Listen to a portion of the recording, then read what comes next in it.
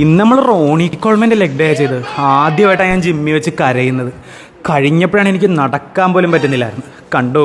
ആദ്യമേ തന്നെ 4 set barbell സ്കോട്ടായിരുന്നു, 6 to 10 reps. അപ്പോൾ ഞാൻ എന്ത് ചെയ്തു, 80 kilograms തന്നെ തുടങ്ങി. പിന്നെ 20 കൂടി ആഡ് ചെയ്തിട്ട് രണ്ടാമത്തെ സെറ്റ് ആയപ്പോൾ ഞാൻ 100 കിലോ അടിക്കാൻ തുടങ്ങി.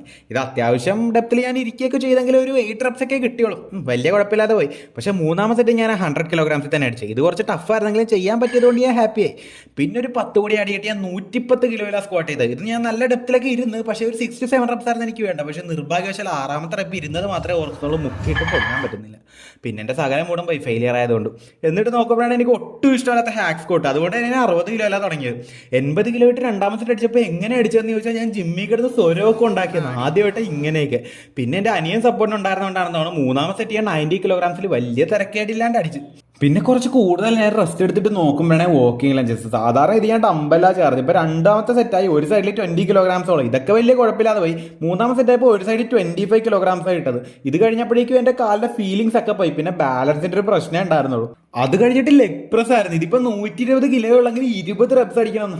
ആദ്യത്തെ സെറ്റിൽ തന്നെ എൻ്റെ കയ്യിൽ നിന്ന് ഒരു കണക്കിന് അത് അടിച്ചു തീർത്ത്.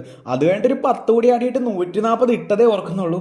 പിന്നെ എന്താ സംഭവിച്ചത് നിങ്ങൾ എന്നെ കണ്ടു നോക്ക്. ഞാൻ കരയാൻ തുടങ്ങി. വെറും 19 റെപ്സേ കിട്ടിയുള്ളൂ, ഒരെണ്ണം മിസ്സായിപ്പോയെന്നേ. പിന്നെ 160 കിലോയെ, അതും ഇതുപോലെ തന്നെയായിരുന്നു. എൻ്റെ എക്സ്പ്രഷനൊക്കെ ഒരു കണക്കിനാണ് ഞാൻ മാനേജ് ചെയ്ത്. ലാസ്റ്റൊക്കെ ആയപ്പോഴേക്കും ഹാഫ് റെപ്സാണ് കിട്ടിയത്.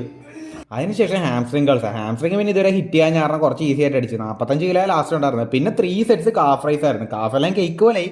പിന്നെ അത് കഴിഞ്ഞപ്പോൾ തന്നെ 3 സെറ്റ്സ് സ്റ്റാൻഡിങ് കാഫ് റൈസും. ഇതായിരുന്നു എൻ്റെ ലെഗ് പമ്പ്. കാല് ഫുള്ള് മരവിച്ചു. ഇനി നാളെ നടക്കാനെങ്കിലും പറ്റിയാൽ മതിയായിരുന്നു. നിങ്ങൾക്ക് ഇത് സർവൈവ് ചെയ്യാൻ പറ്റുമെന്ന് തോന്നുന്നുണ്ടോ?